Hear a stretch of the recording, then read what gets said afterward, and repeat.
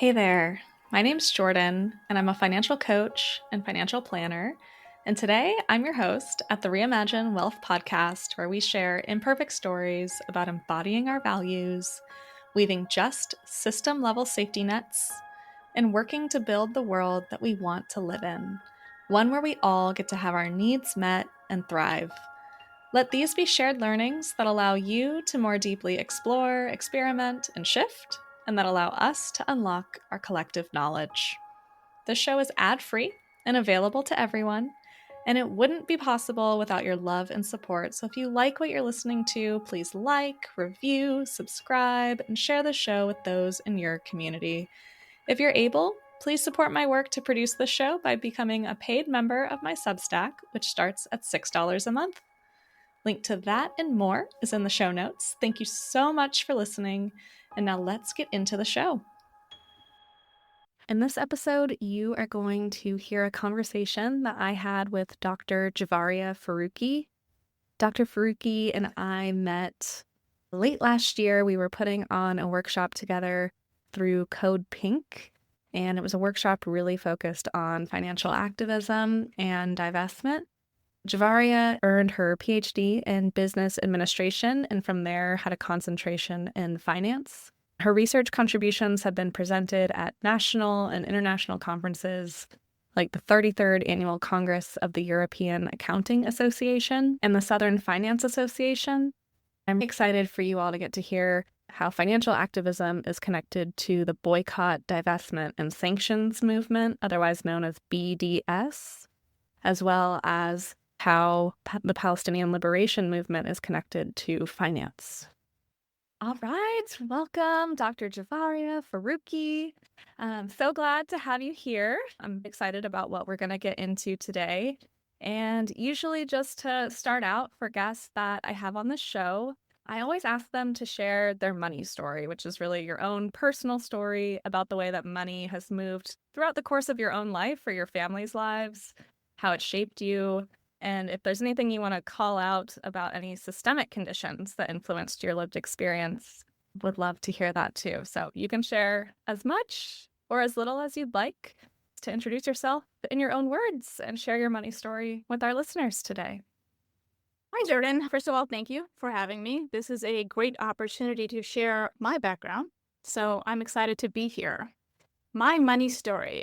Growing up, thanks to my parents for their hard work and their perseverance, I feel like we always were okay financially. Even in the times that we had little, what I did notice about my parents is they were always givers. Despite how little we had, I saw them consistently give to those people in need.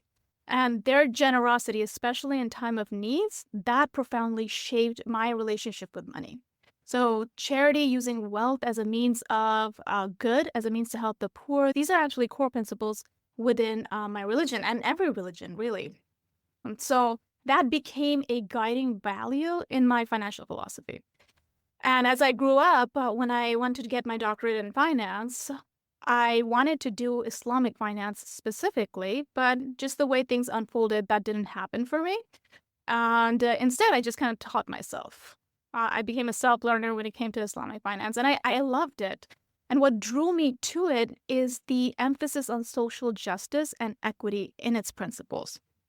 So finance is not just a system of numbers and transactions, not to me, and not in reality. It can be a tool for oppression, it can be a tool for great evil, or it can be a tool for good. And to ensuring financial systems serve humanity with fairness and integrity, that became a guiding principle and goal for me.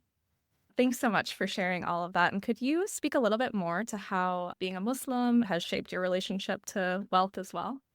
So, in my understanding and the way I practice Islam, Islam has two folds. It's one, your relationship with God, which goes to your rituals, your 5 daily prayers, your fasting, so on and so forth. That's that one part of it. The other part of it is directly connected to creation and your dealings with the creation, and it has a deep root in justice and equity. So whether it's fulfilling the rights of your family members, fulfilling the rights of your community members, fulfilling your rights to your neighbors in every aspect of your dealings. And one of the huge ones is finance. There's a saying, like, if you really want to know a person, there's three things you can do. You can travel with them, live with them, or do business with them. That will show you a person's true colors. And money is one of those things. Money is it's a glass that shows you the true version of a person. That kind of shaped my perspective in life in general. So my idea was like, whatever I do, I have to do it justly.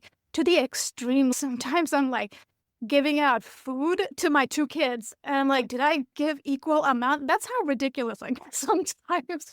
But the idea of justice is deeply rooted in me because of my religion. Because there is so much in the Quran that talks about justice and establishment of justice. Because God, everyone's God, is just. Whether you look at that in Christianity, Judaism, Hinduism, regardless of what religion you look at, God is just. And that's what God expects us to be just and to call out injustice. That has shaped who I am at my core as a person. I'm curious to share with listeners, how did you start incorporating and embodying those practices of justice into your day-to-day life? And I know you're really involved in the Palestinian liberation movement.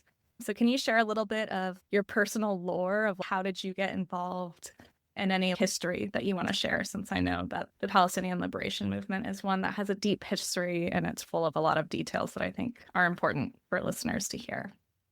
I've always been, through my adult life, I've always been aware of the Palestinian issue, the apartheid that's occurring, but I wouldn't really say that I was truly involved in it until recently. I mean, when I say awareness, I remember 20 years ago, I went to a protest about Palestine. One glaring thing that I remember is one of the main speakers at that event was one of my Jewish professors.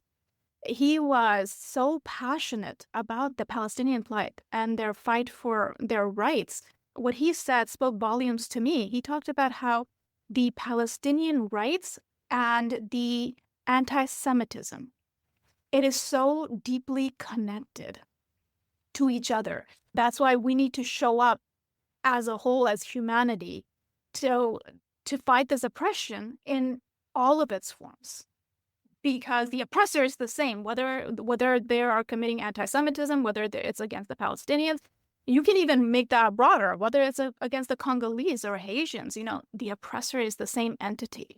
And we need to come together as people to fight this oppression. So more recently, because of the recent events since 2023, that's when I got more involved. And I kind of looked around to see, where can I plug in? Because I went to a couple of protests and I just didn't feel like I was having an impact. As important as protests are and demonstrations are, they have their place in the movement. To me, as an individual, I thought I would have been of better use if I used my knowledge base. Because the root of all wars, including the one that's happening in Palestine, the root of all of it is money. So if you look at, on the whole, whether you look at Congo, whether you look at Iraq, Afghanistan, Syria, Ukraine, all of that is money. And I emphasize this to my finance students. I was like, look, everywhere there's conflict, you will see resource that is being extracted from that area.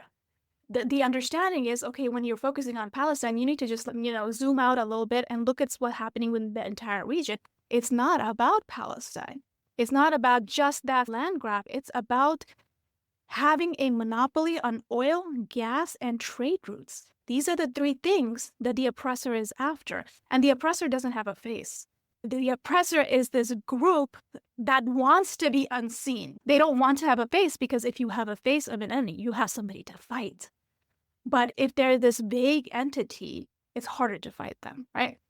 And you need to understand that that's the root cause. So I attended this call that was calling for volunteers for the Break the Bonds campaign.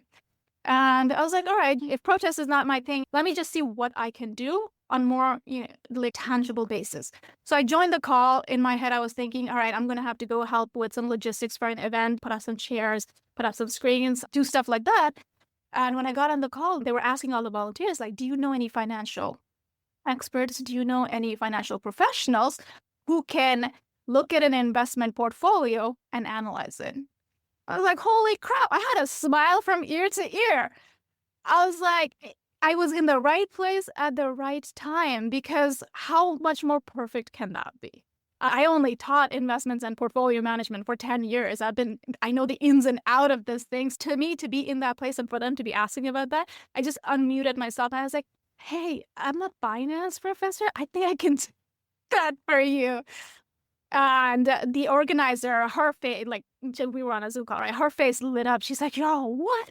And I was like, yes, I can do that. I can analyze that portfolio up and down for you. And that's how I got involved in the Break the Bonds movement, which is part of the Palestinian liberation movement. I love that because as we come into movement, figuring out what is our work to do and finding, in the words of Della Duncan and many others before her, like where your greatest gift meets the world's greatest need. So hearing that in your experience, I am really glad that you lifted up the Breaking the Bonds campaign, because I will be talking to a few people from that campaign in just a couple weeks. So we'll get to hear a little bit more about that. But is there anything that you want to share about that campaign or what you're focusing on within that now? So the campaign itself, the main goal for that campaign is to look at public portfolios and its investments in Israeli bonds specifically, and kind of detach that. It's part of the overall BDS movement. So divestment is piece of that. We are just analyzing portfolios, seeing where there is any breach of fiduciary duties, because this is public funds. These are your property taxes. This is your state taxes, federal taxes. This is your money that should be invested in your communities, in my community. This should be going to build the roads and the potholes in my kids' school system and my health care. Good God, don't get me started on that. But it's to be invested in our backyard, in our communities, but instead it's being sent abroad. And people are not aware of it. That's the problem. People are paying their money hoping that it's going to benefit them and their communities, and it's not being used. So there is a breach of fiduciary duty on the part of public servants that were elected. So part of the Break the Bonds campaign is like, hey, you need to put Americans first. This is our money. It should be used to provide for us, not to be destroying other people abroad. A piece of that is to analyze the portfolios to see if there's fiduciary breaks, and the other piece is community education, because people have a right to know where their money is going as constituents that are paying these taxes. And I think there's so much of a disconnect around investing in bonds is very connected to funding the war machine and to funding the violence that we're seeing on the headlines, also in our communities, like what's happening across our borders and basically locking people up and ICE showing up in our neighborhoods is very connected to what's happening overseas. I'm curious how you are viewing the role of finance as a tool that we can remold and shape to serve our own needs. I know that sometimes there's this contradiction of wielding the master's tools, so to speak, finance, which can be used as a master's tool and can also be remolded. So I'm just curious how you center that in your work, both within analyzing the portfolios and just kind of living within capitalism and the belly of the beast as we are today. So, as you just said, we are in the belly of the beast. We are in a perfect position to dismantle and recreate what we see as fit. I'm not going to hate on the boomers. Okay, my dad's a boomer, so I can't hate on the boomers, but they have built a system that it's intentionally working the way they created, which is for a select few. It was never created to serve the entire community as a whole. So when you say, how do I want to see it recreated, reimagined? Right now, we live in a society where true capitalism does not exist. And I had an argument with my student that said, we were talking about sustainable growth of a firm. And I told him, in a true capitalistic society, a company cannot grow at unsustainable rates. In a true capitalist society, after you have aggressive growth, it always tapers off to the growth of a GDP. That should be a sustainable growth for any firm. And he said, well, there's all these firms that are growing aggressively for so long. I was like, and I just stared at him and I was like, that the reason is because we're not in a true capitalistic society. We're in a monopoly right now. At best, we're in an oligarchy. And so the model that we're in is an extractive model. It doesn't add value to community. It doesn't add value to humanity. What it does is it's extracting. Whether you're talking about extracting human capital, extracting minerals, extracting resources, it's a very extractive model which only serves a few. An extractive model can only serve a few, and it's not a sustainable model because there's only so much to extract. If you are taking more than you are putting in, then that can't keep going. Right? So when you say reimagine this, it should be in a truly idealistic model. You should only be able to extract as much as value that you put in. Now, I'm going to take Jeff Bezos' example, right? Jeff Bezos did not build Amazon on his own. He's not in the warehouses working. He's not doing the logistics. He's not doing the marketing. He's not doing all of that. The value that he as an individual puts in doesn't equate to what he's extracting. Or Elon Musk, or pick any one of the billionaires that you want to pick. The value that they're putting in is not equivalent to what they're extracting from it. And the only way that can be done is if you are extracting more than your fair share. And the only way that's done is if you are extracting somebody else's value. So what happens to that somebody else? They're not getting their value anymore. They're not getting what they're putting in. That's oppression. That's the classic definition of oppression. You're stealing. So reimagining this, it should be a model where you can extract as much as you put in. Now, if you think about this model, in this model, if you think about a country like Congo, in terms of minerals and resources, it is one of the richest countries that exist on our planet. That should be Wakanda. Congo should be the Wakanda. But it's not because of the existence of this extractive economy. I want to see in my lifetime a movement from the extractive to a transformative, where you of all people should know this. You taught me this. We need to transform where we are using our resources holistically, where it's sustainable, and bring it more down to local levels. And not everything needs to be at this giant conglomerate level. Like, we should be able to produce our own food within our communities and help the people within our community. I was talking to a person this afternoon, right before this, and we were interviewing them for a teaching position. I asked them a very philosophical question that I ask in a lot of interviews that I did, or like even scholarship interviews that I did. I asked this question where I say, all right, you are a mentor and you have a mentee with you, and you take them out for coffee, and you are supposed to talk to them about the value of education. And you both look out the window and you see a homeless person, and then you see a person in a suit, clean shaven and everything. They get into a Ferrari and they drive off. I want you to use that observation that you saw and then use that in your explanation or your advice to your mentee about the value of education. And this is a very open-ended question, open to many forms of interpretation. But the response is what is very interesting to me, because it can be taken in so many different angles. The person looked confused, and they gave me an answer that really hurt for a second, because they start out by saying, I'll mention where they're from. They're from Algeria. And they said, this homelessness issue seems to be a really big American problem. I got taken back from that. And I was about to be like, excuse me? But she followed up with that and said, we have community. We have mutual aid. We don't let our homeless just be homeless. We help them.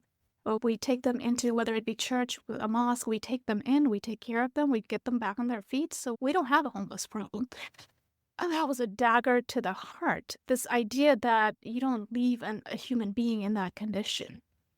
And she went on saying that, through education, you build community, you build mutual aid, you find ways to help each other and uplift each other. And that's what transformative economy is to me. You should be able to help each other and build communities and centralize it locally rather than expecting a giant corporation to provide you the food, provide you the medicine, provide you the medical care. No, bring it back home, because the interaction you will have one-on-one is much different. You're much less likely to spray poisonous pesticides when you know the kid down the street is eating that food, rather than on this large scale.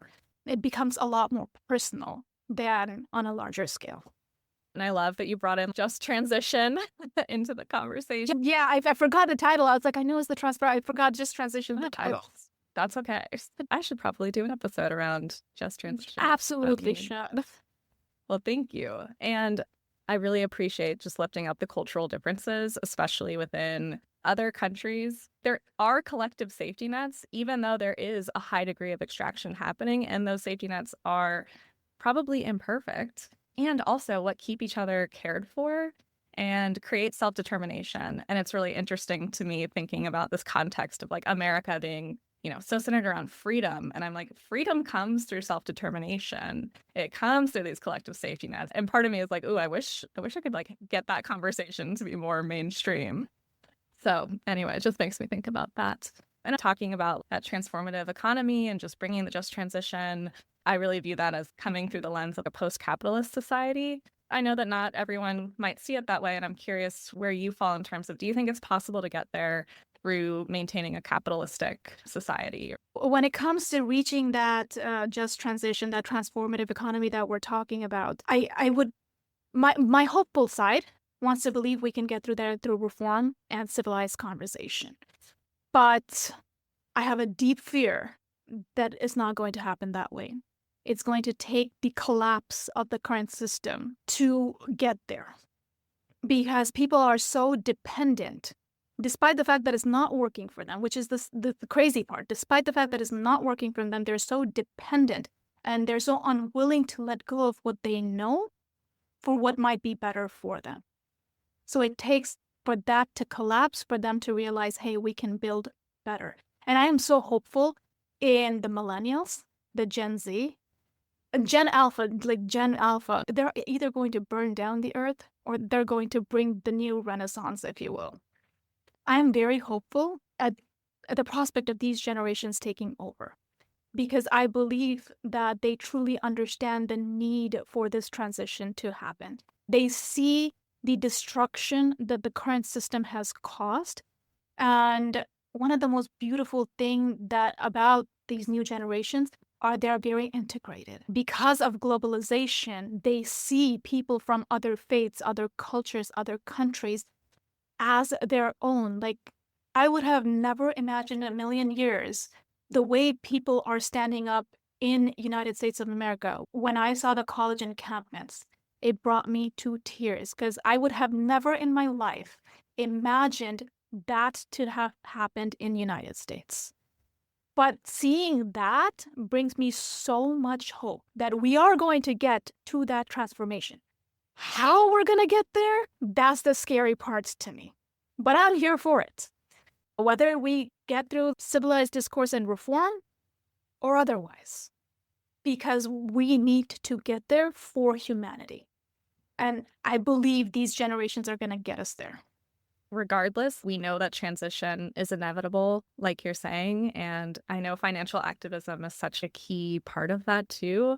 And bringing it back to just transition, so much of that happens as we change the rules internationally, nationally, and locally. One big rule that I'm really excited about, hopefully one day changing, is the role of fiduciary duty to be beyond the individual. What if fiduciary duty meant everyone has drinkable water? What if that was part of your financial analysis and allowed you to incorporate the so-called externalities, which is like actual impacts in our day-to-day lives? And so I'm curious both what financial activism means to you and how you see that being very interconnected with the Palestinian liberation movement. Finance is so deeply connected to every single one of these conflicts that are happening, what's happening at home. The way I see financial activism, it's absolutely necessary. And we're seeing that. One of the websites that I love is As You Sow. We talked about this. And the fact that people are out there doing this, that financial activism is not lone voices anymore. The fact that we have the existence of groups like Radical Advisors. When I went to one of those meetings, I was blown away. I felt like I came home. The idea of providing community, the idea of using finance for good is just so heartwarming. It goes back to making me more and more hopeful about all of this, like what South Africa is doing. It's people standing up against their governments, against the financial institutions. That's a huge win. Green flags all around, right? So going back to financial activism, the way I see it, a big piece of this is education. And I try to do that. I think awareness is a big issue in this. So one of the biggest way that I try to bring about financial activism is to teach, because the next generation needs to know what's happening. They need to be aware, and they need to be aware of why it's happening, not just what is happening, but why it's happening is a key understanding. So when I talk to my finance students, I'm like, you're not here to learn about bonds and stocks. That's not the end all be all. It's not about how you're going to become a millionaire in the stock market. No, it's about how you're going to reform this system to work for your communities. That's what I'm here to teach you. I'm trying to teach you that right now, you think that you're going to go into the stock market and become a millionaire, but you need to understand that stock market is owned by 10% of the US population. The 90 other percent are not in it, not in any meaningful way, really. If you have 10,000 in the market or even 100,000 in the market, that's nothing compared to what that 10% is holding on to.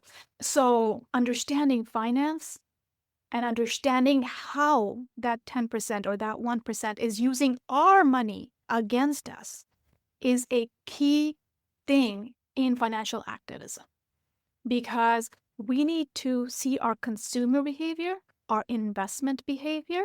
We need to change that. That needs to change in the mind before it becomes an action. And before it changes in the mind, we need to have more conversation. It needs to be more mainstream conversation for people to make those connections and actively make those changes. And now I saw what happened with Starbucks. I saw what happened with McDonald's. Now I'm seeing what's happening with Target. These are prime example of people's power. Using finance, using consumer behavior to punish corporations that are not working for the people. I hope people see this. I hope people see what they can do. $30 billion is not a joke. Making two corporations lose $30 billion in a matter of months is not a joke. So consumer behavior is very much effective. And it becomes a matter of education. So education, education, education. I teach my students, I teach my family members, I teach my community, anybody that's willing to hear me. I am on my soapbox like, hey, you need to stop buying this. You need to stop investing in this, because our consumer behavior, our investment is what's going to shape the world. It's going to change the way we see it. If we don't like what's happening in Congo, then punish the tech companies that are abusing them. If we don't like what is happening in Palestine, target those companies. You don't like what's happening in Haiti, then target those companies. Every company has a stake. Every company has a bottom line to look at. And if you punish that bottom line, they will act in the best interest, not you, of their bottom line. And it's interesting that you brought that up, because that's more and more of a conversation about stakeholder versus shareholder in classrooms, where you have to look at the stakeholder or else you lose opportunities for your shareholders, right? If you're not taking a look at the big picture, you are hurting your company in the long run. So the management, financial managers, which are also our students going into these companies, right? They need to understand, if you truly want to have long-term sustainable growth and profitability for the firms, you need to pay attention to the stakeholders, because consumers can hurt you.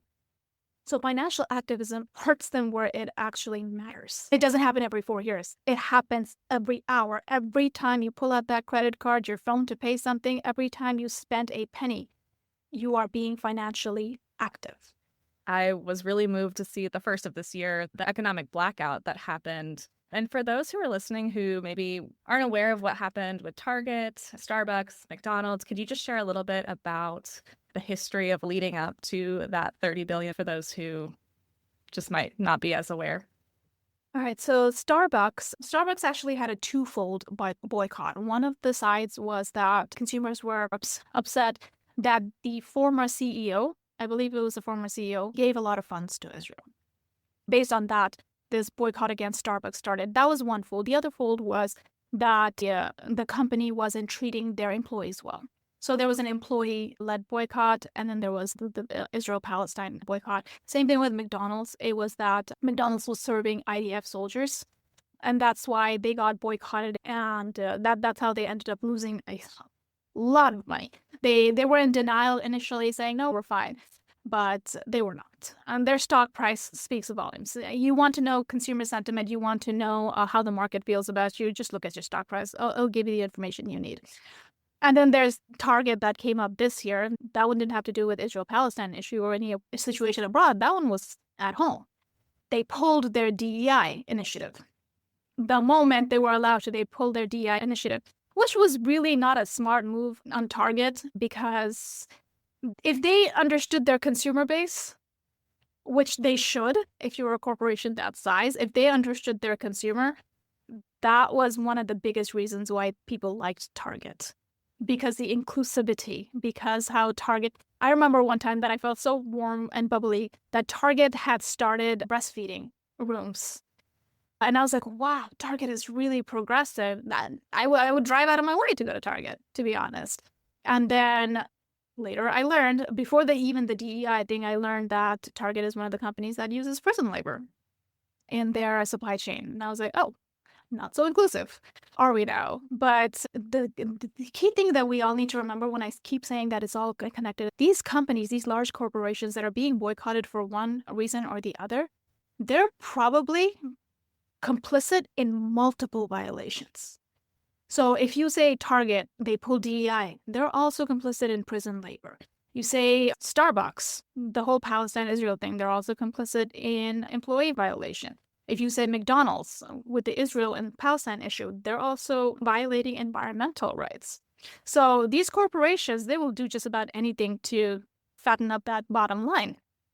And by boycotting them for one reason, you're actually serving the humanity in many ways, because they have already been in several other violations. So there's good reason to boycott them from every angle, really.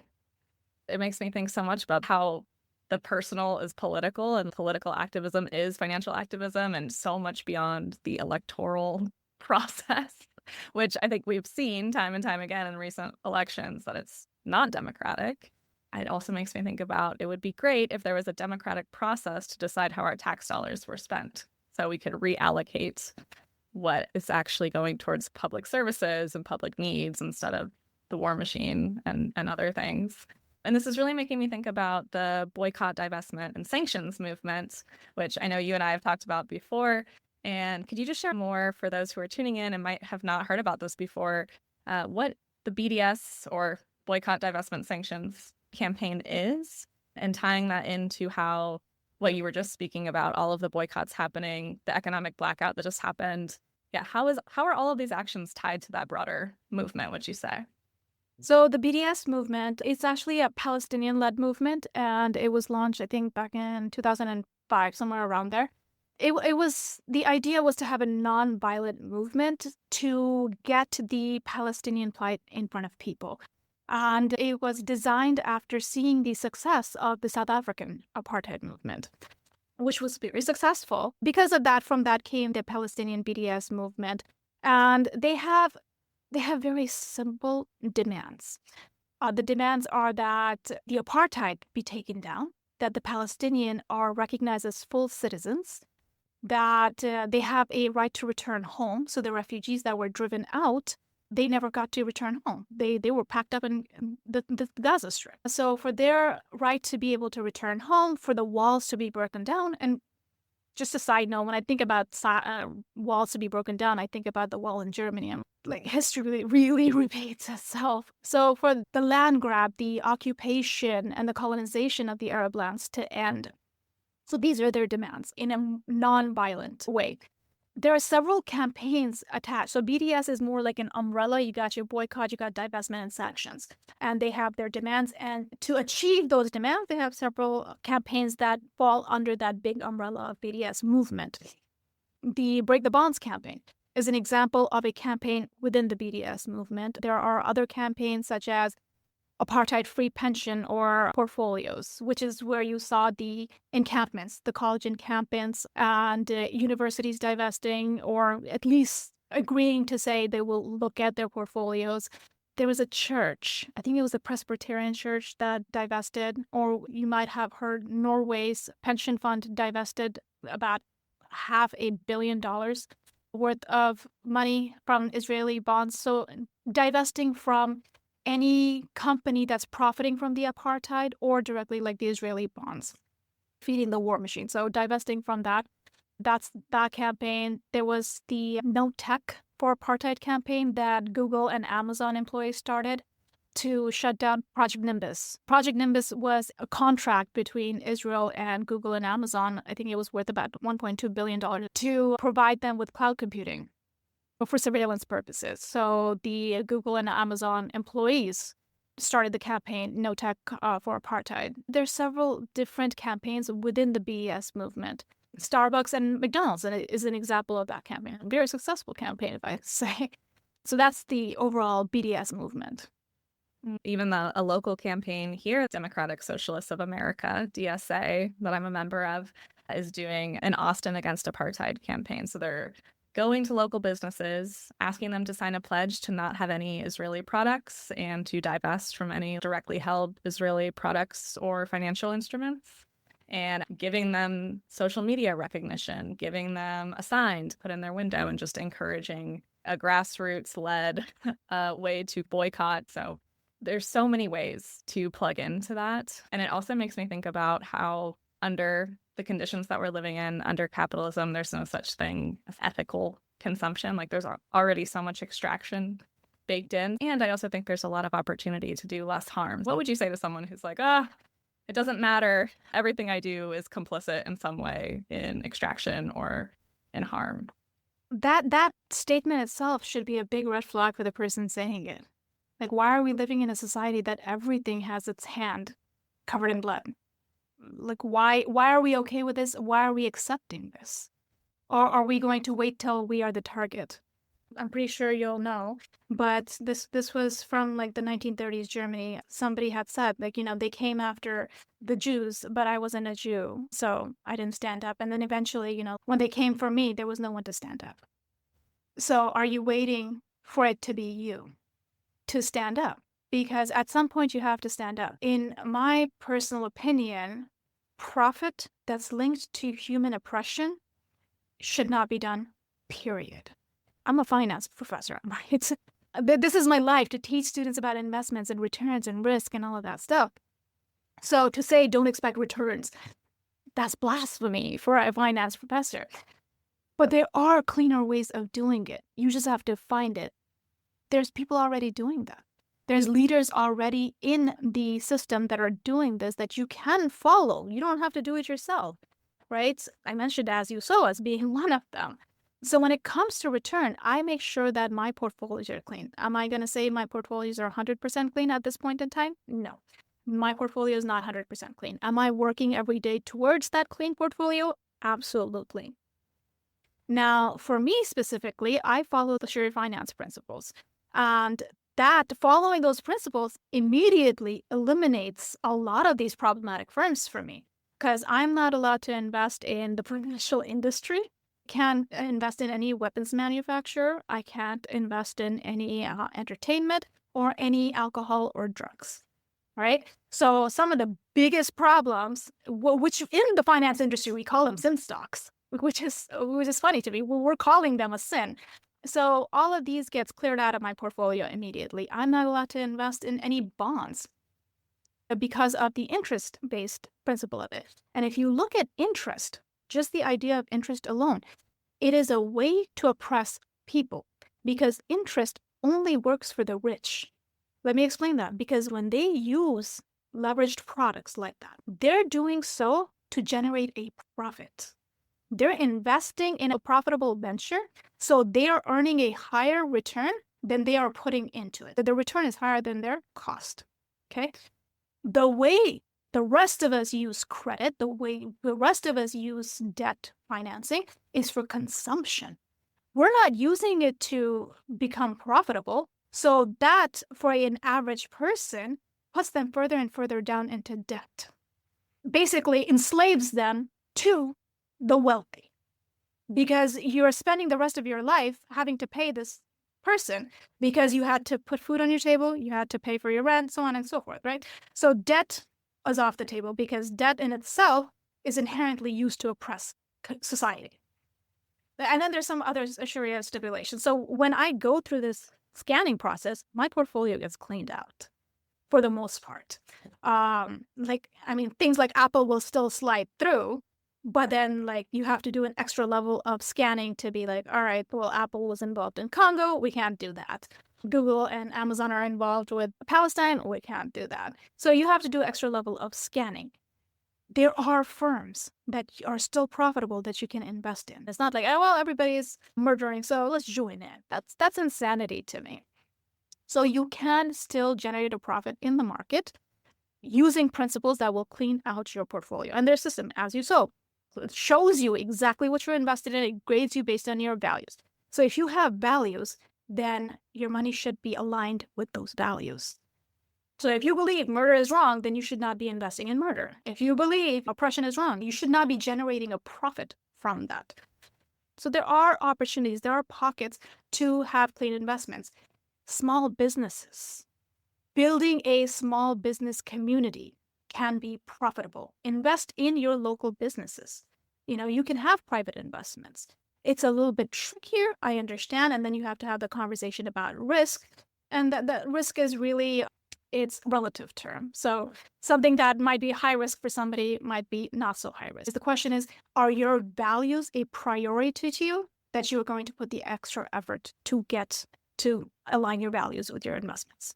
And instead of going like all or nothing, like taking small steps to move towards that. I think there's a lot of cognitive dissonance too, of like, oh, I know that something is wrong here because I'm either avoiding it, hyper analyzing it, or totally dissociating from it. I know we're getting close to needing to wrap up, so I just am wondering, is there anything else that you want to share with listeners, or resources or next steps that you would want to kind of lift up before we wrap up? Look into As You Sow, look into Just Transition, look into creating mutual aids. You can go ask AI, go ask ChatGPT, how can I create mutual aid in my community? Do something. Don't stand still. Even if it is literally buying a sandwich for the homeless person at the end of the street, do it. Because once you do take that one step, you will have the dopamine rush to do it again. So make a positive change, even if it is as small as getting a sandwich for a person. Definitely. Begin the process of collective care. Well, thank you so much, Javeria. And for everyone listening, tune in to the next episodes. They're going to be centered on the Breaking the Bonds campaign, and we'll be speaking to several people involved in that. Thank you so much for listening to the Reimagine Wealth podcast.